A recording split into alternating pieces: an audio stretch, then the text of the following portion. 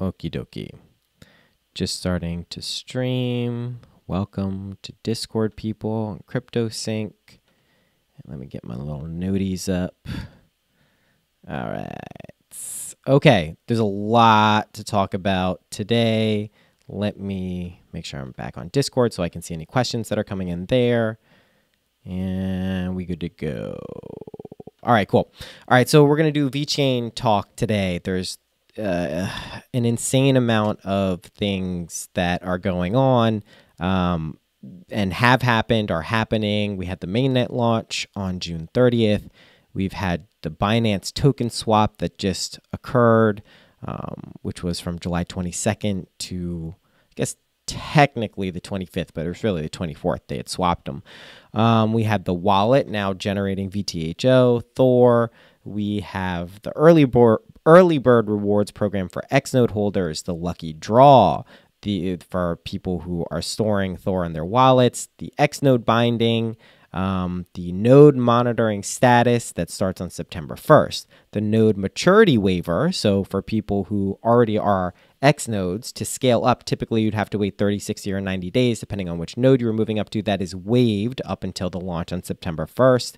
And then there is also a big winner. So 5 people, or 5 addresses, I should say, who have over 600,000 VET will be rewarded Xnode status who didn't have it. So that's another thing.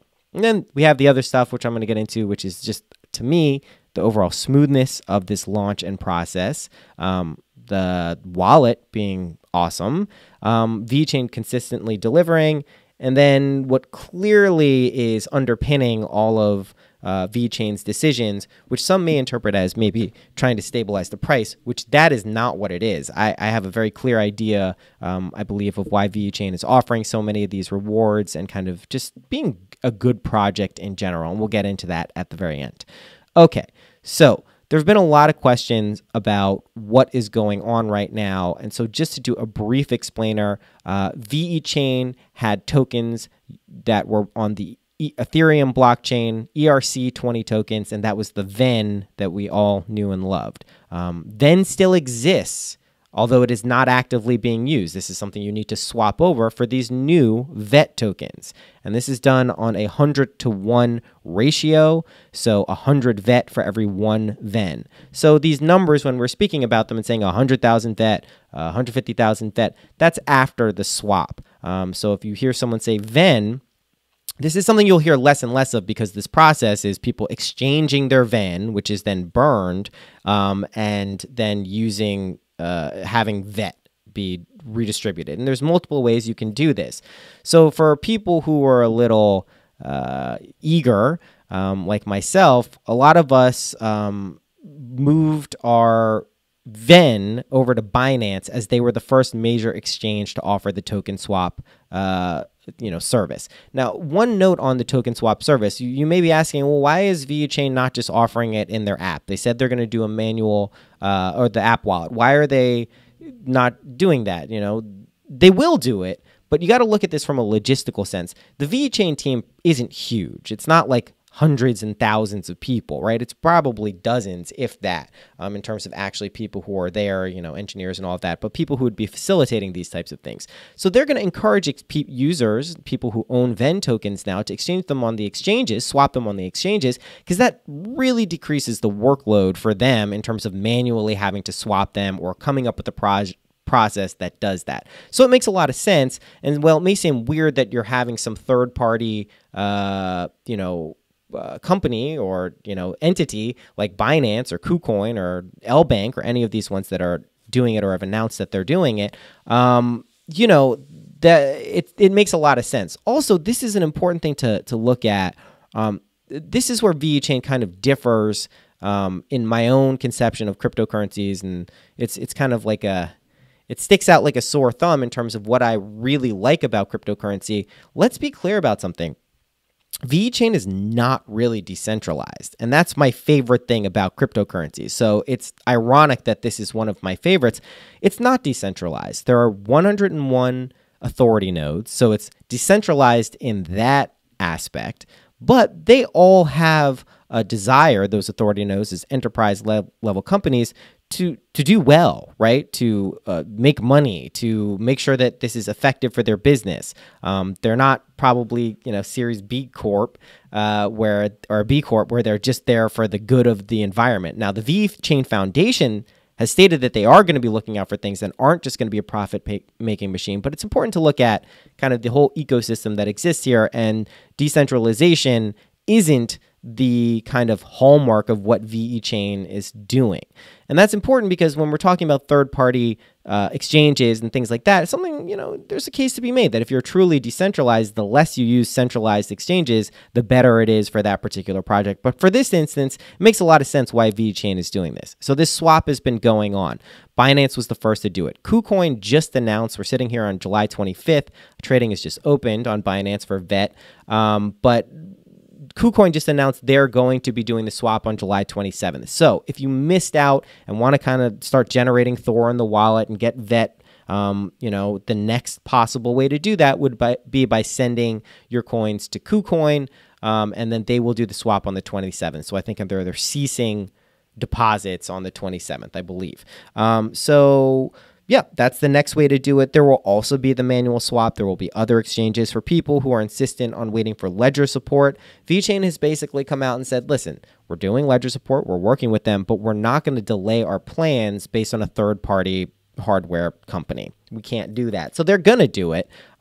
So that's, happening. So there are multiple ways to do it. I know people, if you missed out on the early bird rewards, it's not the worst thing in the world. There are also other rewards you can get in on if you miss the early birds. Also, things like the lucky draw, which starts from July 26th and runs to August 31st. And this is where every day they're going to pick a certain hash rate, and all of the people who have this basically in their address, this certain decimal or certain place string, will get 1,000 VET each day, which would be the equivalent to what? 10? 100? I'm so stupid. Anyway, no, it'll not be 100. It'll be 10. So basically, that's something you're eligible for as long as you have your wallet up and running. Now, I know people are probably in different states who are going to be listening to this of where they are in the process. So let's do a little recap for people starting at the lowest level. Let's say you just have some VEN. You're not a node. You're not an X node. You don't think you're going to be one before September 1st, so you're not really worried about any of that stuff. What should you be doing right now? That's a basic question. Here's my recommendation. I think you should be as quickly as possible as you can. So KuCoin would be the next one right now, or wait for the mutual swap. But the sooner you can convert your VEN to VET and send it over to your mobile wallet, the sooner you're generating Thor.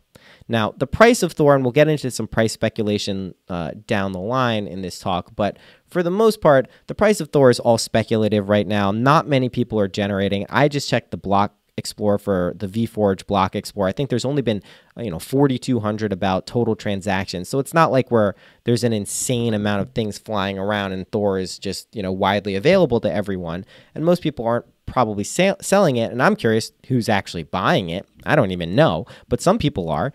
So I wouldn't worry too much about the price. But what I would recommend, again, going back, if you have some VEN, is to convert it over to VET in the easiest way. You can also use LBank too, just to be clear. It's a smaller exchange. I haven't really used it. I'm signed up for it, but I haven't really used it yet, but it looks pretty good, and people have given good reports of it from the VeChain community. You can also do that, and they'll swap it for you pretty much, I believe, the same day. So that's another option. So you can wait for a bigger exchange like KuCoin to do it. You can use LBank, or you could do manual swap later when they announce the details. Okay, so if you do that and send it over to your mobile wallet, you'll be generating Thor VTHO right away. Right now, the price of Thor, last I checked, was about 3 cents. Again, all speculative. Don't put too much stock into this at all.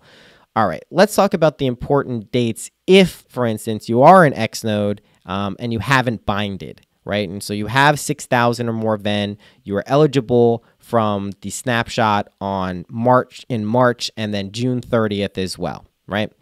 So let's say you have this and you need to bind, okay? That you have until August 10th to do that. So that's your deadline to do that. Now, node monitoring, just in general, let's say you're an economy node, you have, which would be 100,000 not 100,000, a million VET, so 10,000 VEN, you're at that level, node monitoring will start September 1st. So that's when they will officially say, okay, here are all the nodes. This is what's going on. Everything is being watched now. So that's an important date. So August 10th is basically your deadline to bind a node. In terms of swapping, let's say you just like, all right, when's the deadline to swap? There is really no deadline to swap, right? As long as the VEN tokens are out there and they exist and are traded until they're delisted, so some have been, Binance and places like that, there's no deadline. But September 1st is basically what I would say is kind of the deadline or soft deadline for getting your stuff over there.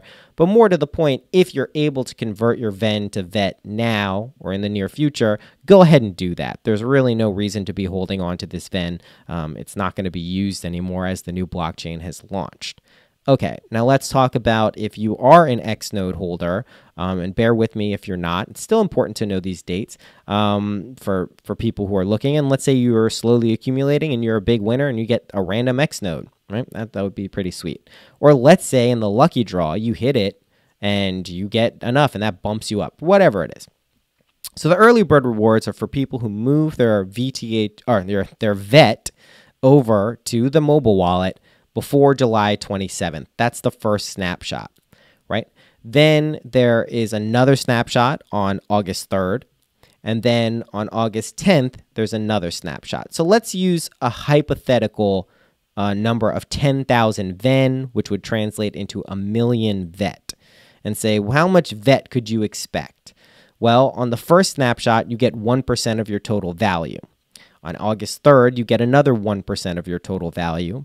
And then on August 10th, or no, I'm sorry, you get 1%. And then on August 3rd, you get 0.5%. And then on August 10th, you get 0.25%. So I know these are abstract numbers right now. The main point is this, is if you had a million VET, you were an X node, you got the early bird rewards, you will be receiving 10,500 VET, which is the equivalent of 105 VEN for free.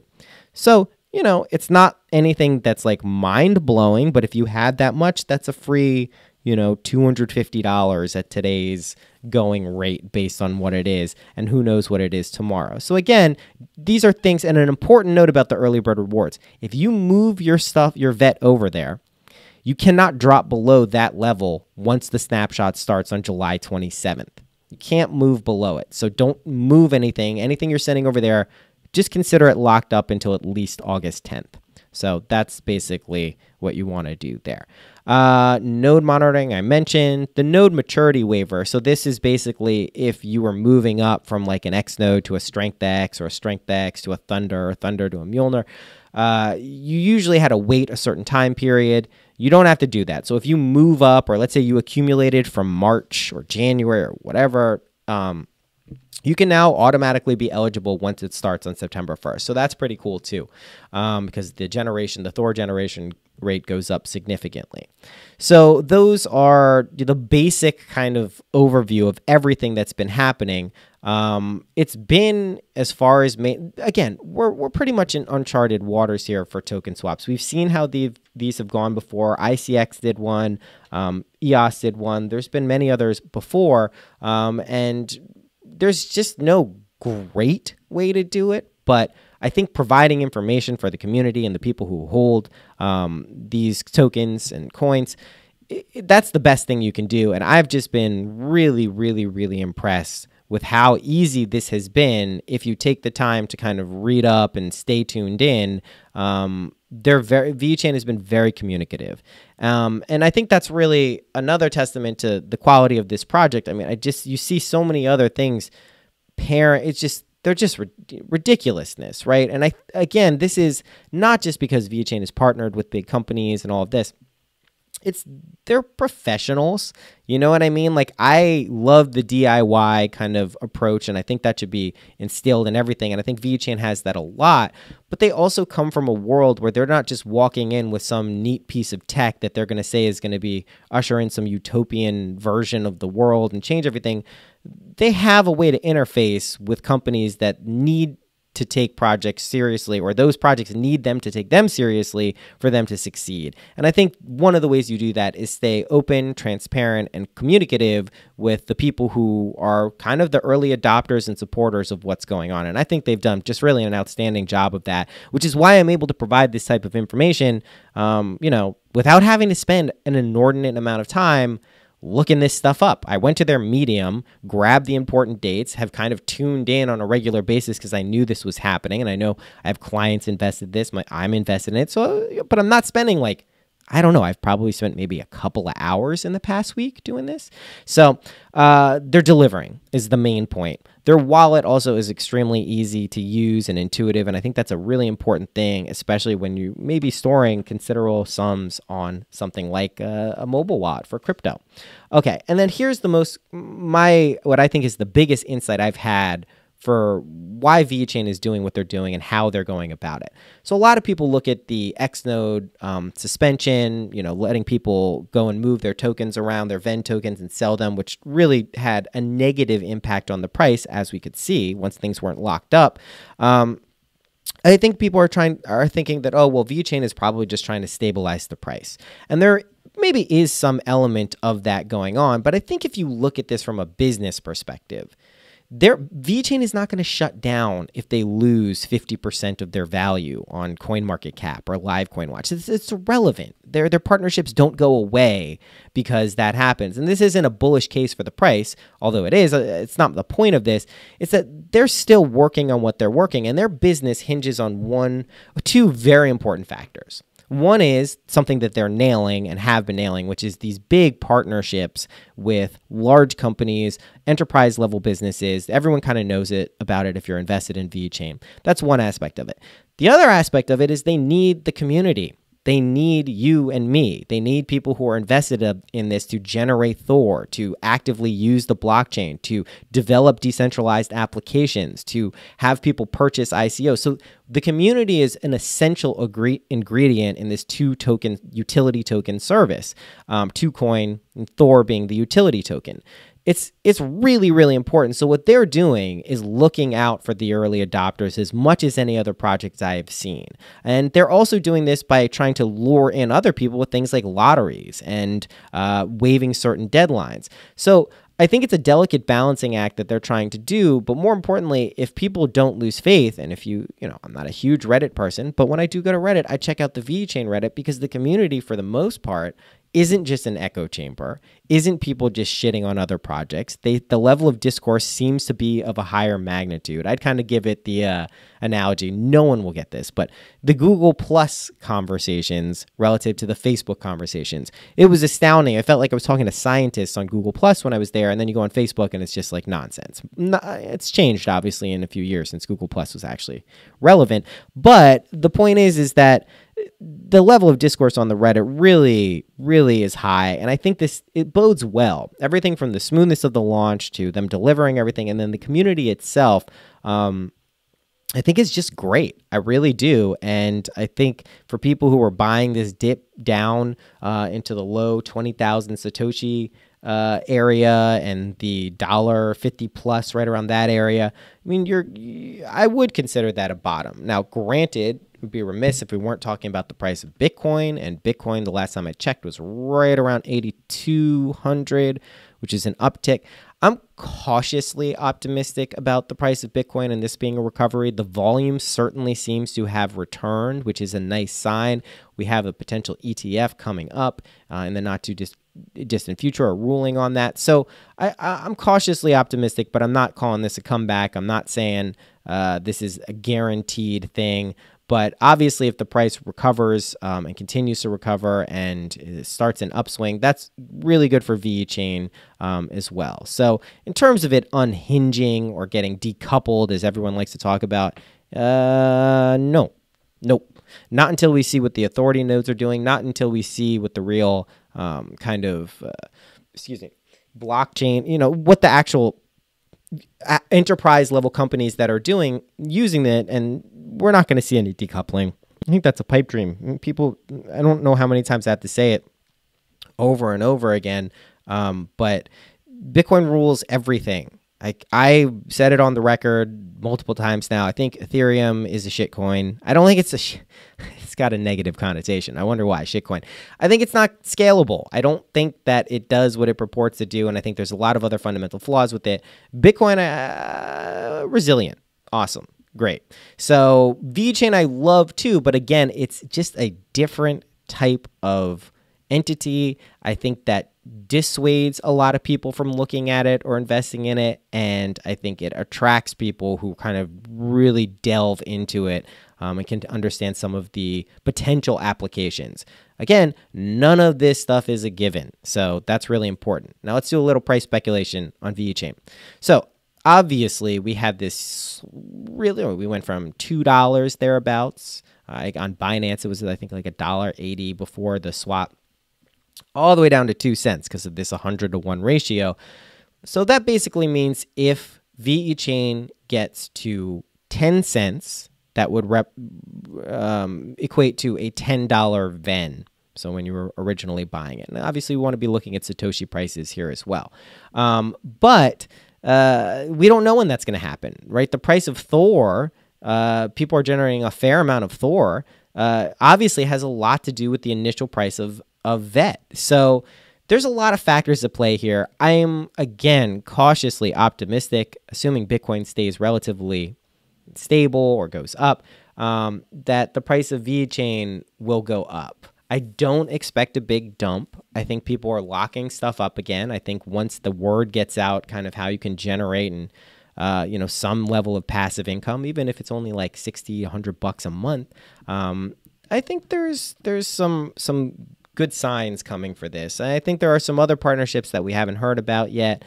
Some other things that are pretty cool that are going to pump the price up. And just in terms of like my original, I was saying this back in January and February. I think $5, which would be 5 cents for a VET token, but $5 for a VEN token, 5 cents for a VET token, is a great buy. So anything up to that, if you have it, when you see it this low, it doesn't mean buy everything, you spend all your money, but I think that's a really good buy. I think in a year, we're going to be looking back and being like, oh, great, man, I wish I would have bought that. So I am extremely bullish long-term, medium-term, short-term, who the hell knows? Who knows what's going on? The market is still just completely subject to Bitcoin's prices. Okay, that's all I have for the talk. If we have questions in the Discord, you can go ahead and ask those now, specific questions, and I will try to get those. I tried to be as comprehensive as possible with all scenarios, but I'm sure I've missed quite a bit. Here's a scenario. I know someone who transferred all of their VEN to Binance without binding their Strength X node, and then they freaked out. It seems like a very scary situation, and there are 3 potential solutions, and I'll go over those in case you're one of those people. One is you can just buy, if you have the money, the requisite VEN, transfer it back to your Ethereum wallet, then bind it. That's one. Number 2 is if you did the token swap, you can sell your VET now for a premium. If you did it on Binance, you've made money. Sell it to Bitcoin, send that to a place like KuCoin or LBank, somewhere else where you can buy VEN, and then send that to your Ethereum address. Third, you could find someone who has VEN, who hasn't swapped it yet, to temporarily send it to your address. You can bind and then immediately send it away. So there's always solutions. That's an important thing. It's a little troubleshooting thing. Okay, any questions? Now is the time. Otherwise, we'll call this a wrap. I'll be in the server, obviously. Now that Binance is supporting distribution of should we just leave our VET there? Yeah, I don't know. It's up to you. It's probably easier if you're planning on just selling it. If you're an X node, don't do that because they're not distributing X node stuff. But yeah, I don't know. I would I like it in the mobile wallet personally, as long as you're safe and taking necessary precautions. That's where I would leave it. But you can leave it on Binance. They're going to distribute VTHO. So, any other questions? We're all good here? I'm going to stop streaming then on YouTube, and we can stick in here. If anyone has a question, I'll answer in the Discord. All right. Bye-bye.